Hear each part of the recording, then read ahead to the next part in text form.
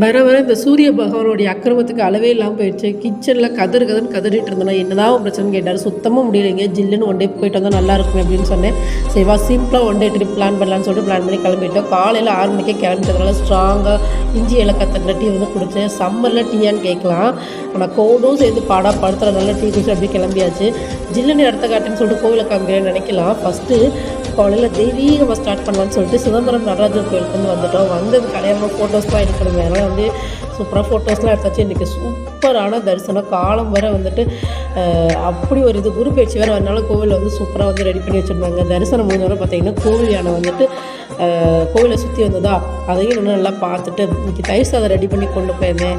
அதுக்கப்புறம் ஜூஸ்லாம் வீட்டிலே ரெடி பண்ணி கொண்டு போயிட்டேன். ஸோ அதெல்லாம் சாப்பிட்டுட்டு அப்படியே வந்து கிளம்பியாச்சு. ஸோ எங்கே போனேன் அப்படின்னா நீங்கள் வந்து கமெண்ட்டில் கெஸ் பண்ணுங்கள். நெக்ஸ்ட் மினி விளாக் வந்து ஷேர் பண்ணுறேன். இந்த ட்ராவலை பற்றின ஃபுல் கைடு வந்து லாங் விளாக் வந்து ஷேர் பண்ணுறேன். பாய்.